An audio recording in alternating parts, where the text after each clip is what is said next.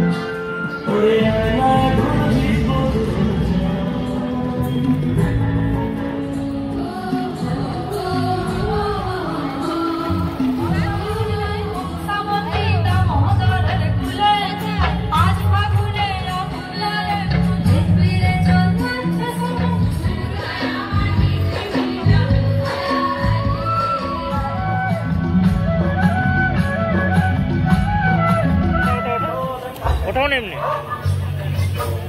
দেখো,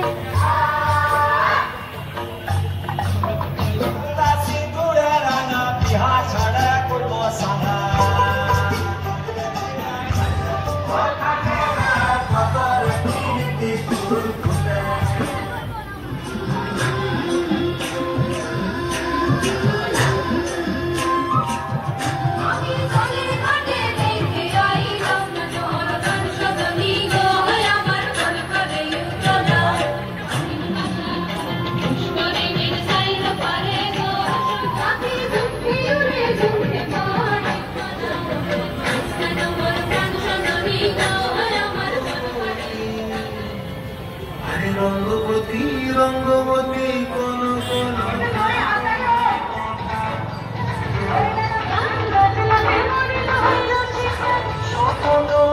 দিলে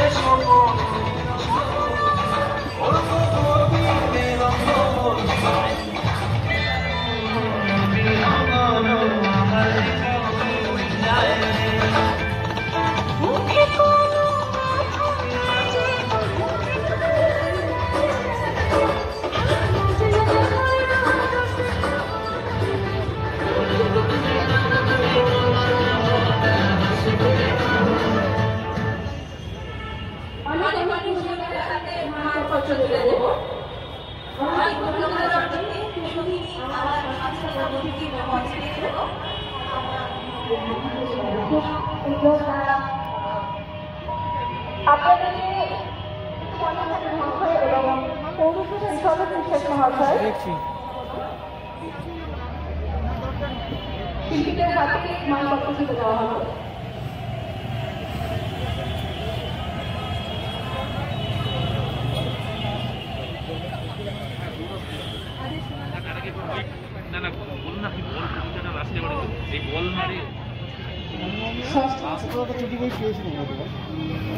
পরবর্তী পরিবেশনার জন্যই আজকে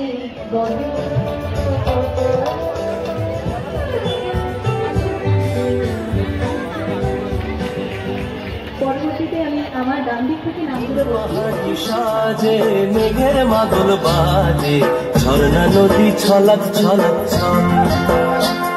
ওপন পাহাড়ি সাজে মেঘের মাদল বাজে, ঝর্ণা নদী ছলাক ছলাক ছল।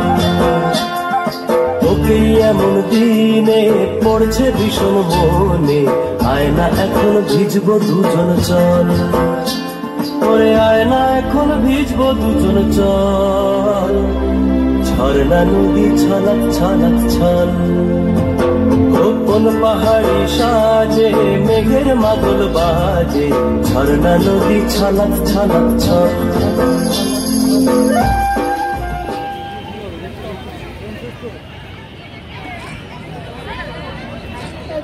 অ্যাসোসিয়েশনের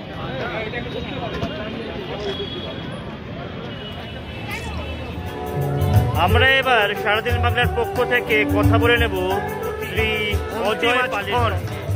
এই বিষয়ে কিছু মানসিকভাবে তৈরি থাকি যে বইমেলা শুরু যখন হবে তা বইমেলার একটা অন্তিম পর্যায়ে সমাপ্তিও হবে।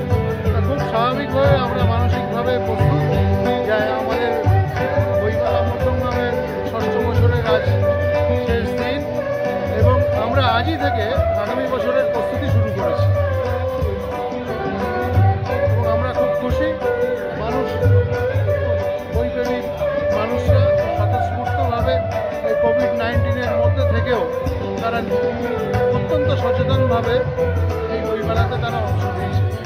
কাউকে বলতে হচ্ছে নতুন সংযোজন আমাদের আইনি পরিষেবা সম্পূর্ণ বিনা ব্যয়ে যে কোনো স্তরের সার্বিক সমস্যা নিয়ে যে কোনো মানুষ আসলে আমাদের আইনি পরিষেবা কেন্দ্রে তারা বিনা ব্যয়ে পরামর্শ পাচ্ছেন এবং তার সাথে আজ আমরা স্বাস্থ্য পরিষেবাও দেওয়া হচ্ছে, যেখানে সাধারণ মানুষ যে কোনো বয়সের হোক ব্লাড সুগার, ব্লাড প্রেশার ইত্যাদি তারা সেখানে চিকিৎসা করতে পারছে এই শিবিরে।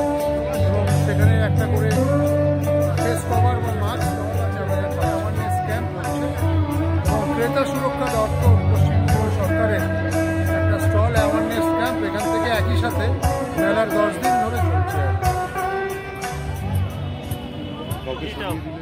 এখানে আপনারা করছেন, এটার একটা অনুভূতিটা কেমন লাগছে? নমস্কার। নারায়ণী হসপিটাল থেকে বইমেলা মধ্যমগ্রামে ৬ষ্ঠ বর্ষের যে উদযাপন হচ্ছে এখানে, তাতে একটা হেলথ ক্যাম্পের আয়োজন করা হয়েছে। বাড়ি থেকে বেরোচ্ছেন না, বেরোতে ভয় পাচ্ছেন, শুধু করোনার জন্য, করোনা ছাড়া অন্যান্য চিকিৎসা ব্যবস্থা খুব অবহেলিত হচ্ছে, অন্যান্য রোগের চিকিৎসা ব্যবস্থা খুব অবহেলিত হচ্ছে। আমরা এখানে একটা হেলথ স্ক্রিনিংয়ের আয়োজন করেছি। মানে হচ্ছে কারো সুগার আছে কিনা, কারো প্রেশার আছে কিনা, কারো হার্টের রোগ আছে কিনা, সেই স্ক্রিনিংটা এখানে হচ্ছে। বহু লোক অংশগ্রহণ করছেন। আমরা করোনার জন্য এবার আমাদের প্রোগ্রামটা একটু সংকুচিত করেছি।